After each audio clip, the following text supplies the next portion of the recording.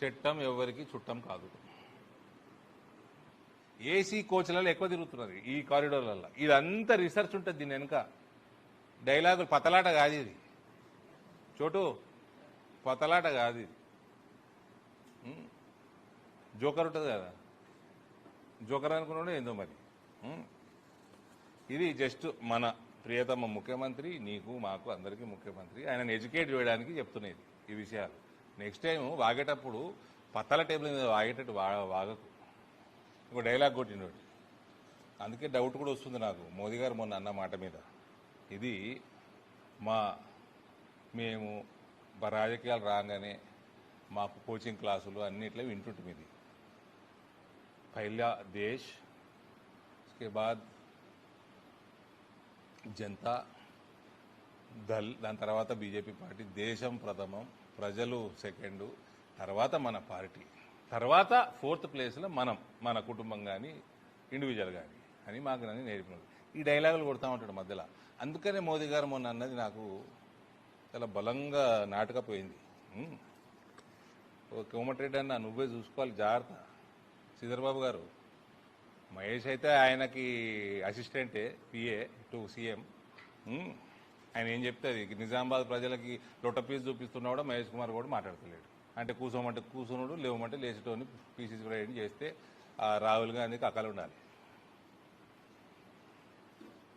ఈయనకి బయట మాట్లాడడానికి అవన్నీ, నేనేదో దేశభక్తుడిని, అటు ప్రధానమంత్రి గారిని ఇంప్రెస్ చేసుకోవాలను, మా హోమ్ మినిస్టర్ గారిని ఇంప్రెస్ చేసుకోవాలను, ఇవన్నీ బయట మాట్లాడతాం. కానీ ఈయన ఫస్ట్ రేవంత్, పहला రేవంత్, बाद में కొండల్, उसके बाद में कृष्णा, లాస్ట్ में తిరుపతి. రేవంత్ రెడ్డి కుటుంబం, కొండల్ రెడ్డి కుటుంబం, కృష్ణారెడ్డి కుటుంబం, తిరుపతి రెడ్డి కుటుంబం తప్ప ఏ కుటుంబం మీద ఈయనకి చిత్తశుద్ధి లేదు తెలంగాణలో. ఓకే, డైలాగులు తప్ప ఏముండవు సార్వి. ఇక ఈ ఫ్యూచర్ సిటీ అట. ఆ ఫ్యూచర్ సిటీకి మన 9th డిసెంబర్ రోజు సోనియా గాంధీ బర్త్డే నాడు ఏదో వేసిండు కదా, ఏదో సమిట్, గ్లోబల్ సమిట్ అని వేసిండు. సోనియా గాంధీ గారిని పిలిచిండు. వచ్చిందా? నా లేకైతే రాలే. అంటే ఆల్గొండ అమరీనని. ఆ కేసీఆర్ కరీంనగర్ని డాలస్ చేస్తా, వరంగల్ని వాషింగ్టన్ చేస్తా, హైదరాబాద్ని మన న్యూయార్క్ చేస్తా, పాత బస్తీని ఇస్తాన్బుల్ చేస్తా అంటే ప్రజలందరూ కూర్చొని ఆయనని ఫార్మ్ హౌస్లో కూర్చోబెట్టి అందరు కలిసి. ఇక ఈయన టోక్యోలు, న్యూయార్క్లు, అన్ని లండన్లు అన్ని కలిపేట అన్ని తీసుకొచ్చి ఒకటే ఫ్యూచర్ సిటీ చేస్తారట. ఉన్న పట్టణాలనే అప్గ్రేడ్ చేస్తా అంటే కేసీఆర్ని నమ్మలే. లేని పట్టణం క్రియేట్ చేస్తారట, ఫ్యూచర్ సిటీ అట. అందుకే రాలే సోనియా గారు. ఫ్యూచర్ సిటీ మీద ఈయన చేసిన రీసెర్చ్ ఏంది? ఫ్యూచర్ సిటీ ప్లానింగ్కి ఉన్న ఏజెన్సీలు ఏంది? ఎవరు? మీ దగ్గర ఎటువంటి ప్రణాళిక ఉంది? ఎన్ని సంవత్సరాలలో కడతారు? ఎంత బడ్జెట్? ఏం నుంచి తెస్తారు? ఇవన్నీ అడగరు జర్నలిస్టులు. ముఖ్యమంత్రి అని భయపడతాడా? ఈ ముఖ్యమంత్రి మీద పేరుకే ముఖ్యమంత్రి, గింతే కుర్చీ లేవేలే, కూర్చుంటే కుర్చీలో గాయపడతాడు ఈయన.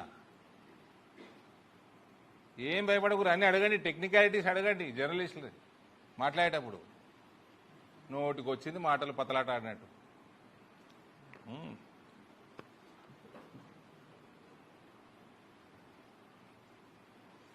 మన ఇందూరు పట్టణానికి వస్తే మాత్రం మహేష్ కుమార్ గౌడ్ రాజకీయ జీవితాన్ని క్లోజ్ చేసేటట్టున్నాడు. సుదర్శన్ రెడ్డిది ఎట్లా అయిపోయి దగ్గర పడ్డది. భూపతి రెడ్డి గారు అవుట్. మొత్తం పగబట్టిండు నిజామాబాద్ జిల్లాని. ఇక్కడ ఎమ్మెల్యేలు, జిల్లాలో ఉన్న ఎమ్మెల్యేలు, పీసీసీ ప్రెసిడెంట్, ఇక్కడ నిజామాబాద్ అర్బన్ రూరల్ టీమ్స్ కలిసి వాళ్ళ నిద్ర పోనీయొద్దు. ఇయ్యాలటి వరకు పసుపు బోర్డు చైర్మన్ గారు ఉన్నారు. ఇయ్యాలటి వరకు రైతులు, మీకైతే మేము చెప్పాలండి, మేము చేసేసినాము.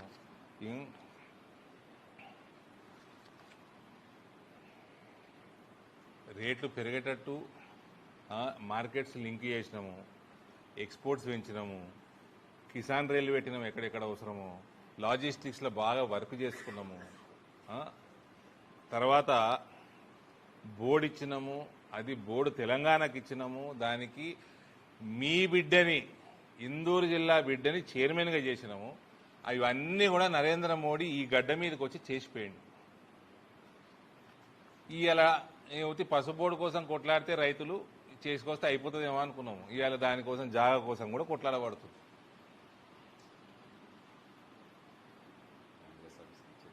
నేను చెప్తున్నా పసుపు రైతులందరికీ, అంతా మీరు ఖుషి కాకండి.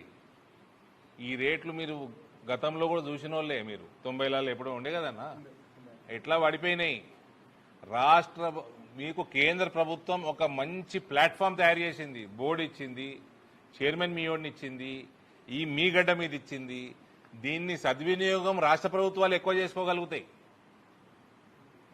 నయా పైసా చిత్తశుద్ధి లేదు, దాని మీద ఇంట్రెస్ట్ లేదు, కనీసం జాగా కూడా ఇస్తలేరు. మొన్న పల్లెరంగారెడ్డి గారు ఉద్యమాన్ని దిగుతామంటే టక్కని ఫోన్ చేసిండు మహేష్ కుమార్ గౌడ్. ఫోన్ చేసి 10 రోజులు అవుతుంది, అన్న మా జిల్లా పరిషత్ ల్యాండ్ ఇచ్చేస్తున్నాము, కలెక్టర్ గారికి చెప్పేసినాము. కలెక్టర్ గారు లైన్లకు తీసుకున్నారు, ఫోన్లో కలెక్టర్ గారు ఒప్పేసుకున్నారు. దాని తర్వాత ఆ ఫోన్ పెట్టేసినాక కలెక్టర్ గారు ఫోన్ ఎత్తలేరు. ఇంకో 10 రోజులు ఆగుతాం, ఇంకా 15 రోజులు ఆగుతాం. దాని తర్వాత ఆయన కూడా నేషనల్ టర్మరిక్ బోర్డు చైర్మన్ కూడా రోడ్ ఎక్కాల్సిన అవసరం ఉంటే రోడ్ ఎక్కాల్సి వస్తుంది రైతుల కోసం. ఆయన పసుపు రైతు ఫస్ట్, తర్వాత చైర్మన్, బోర్డు చైర్మన్. ఇంత లోపల పనికిమాల కాంగ్రెస్ పార్టీ ఉంటుందో పిక్తుందో. మీ మీ మీ ముఖ్యమంత్రి తెలుగుదేశం పోడు, మీకు ఎందుకే జాగా? టర్మరిక్ బోర్డు కంటే పెద్దదానే మీది పాలతు పార్టీ. ఇయ్యలటి వరకు ఏం చేసిర్రు రైతుల కోసం, ఈ ప్రాంత రైతుల కోసం ప్రత్యేకంగా చెప్పాలి. ఇది ఇందూరు ప్రజలు గమనించి, ఇందూరులో మీ ఆశీర్వాదం మాకు ఎప్పుడు ఉంటుంది. మేము ఎప్పుడు కొట్లాడుతూనే ఉంటాము. మాకు కొట్లాడేం కొత్త కాదు. ఇంకా కొట్లాడాలని కొట్లాడతాం, మంచి బాధాతో కొట్లాడతాం. దయచేసి మీ అందరూ కూడా గమనించాలి. ఇందూరు పట్టణం వాళ్ళు, ఇందూరు జిల్లా వాళ్ళు, పసుపు రైతులు. ఇక ఆయన రేవంత్ చేసిన వాగ్దానాలు అయితే అన్నీ నువ్వుకే మేము యాడ్ చేయాల్సిన అవసరం లేదు. కాంగ్రెస్ వాళ్ళని తిరుగునిచ్చుడు బంద్ చేయండి జర దయచేసి.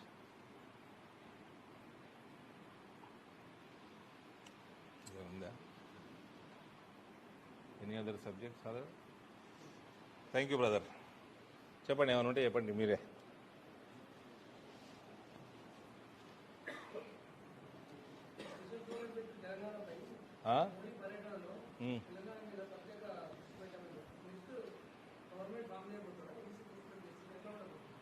ఇక్కడ భారతీయ జనతా పార్టీ ప్రభుత్వము 2029లో బ్రహ్మాండ మెజారిటీతో ఉంటుంది.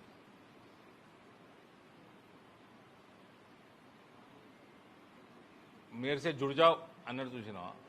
అది దాని సంగతి నాకు తెలియదు. వాళ్ళిద్దరి మధ్యలో సంభాషణ ఉంటే కానీ 100% బీజేపీ గౌరవంతో ఉంటుంది. హై టెన్షన్ రాజకీయాలు చూస్తారు మీరు next 2 years. High tension.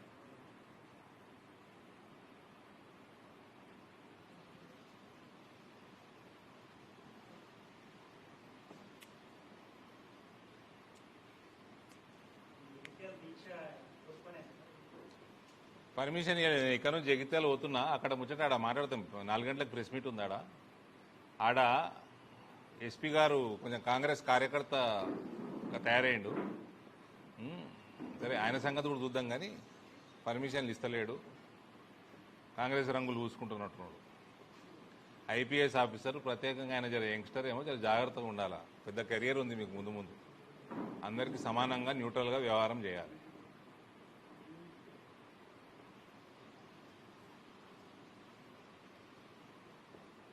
Postpone చేసినాము, ఇంకా పెద్ద ఎత్తున దాని గురించి కొట్లాడతాము. అక్కడ ఎమ్మెల్యేకి కూడా కళ్ళు నెత్తికెక్కినాయి. ఆయన భూస్థాపితం చేశారు, నేను ఊకోను.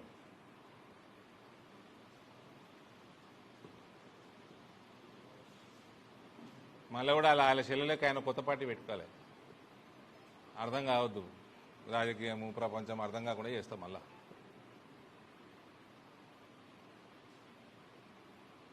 ఇప్పుడు ఇందూరు ప్రజలకు ఎట్లయితే మనం 2-3 విషయాలు మాట్లాడినామో, జగిత్యాల ప్రజలకు కూడా కొన్ని అవేర్నెస్ తీసుకొచ్చే పని మీద పోతున్నాడు నేను.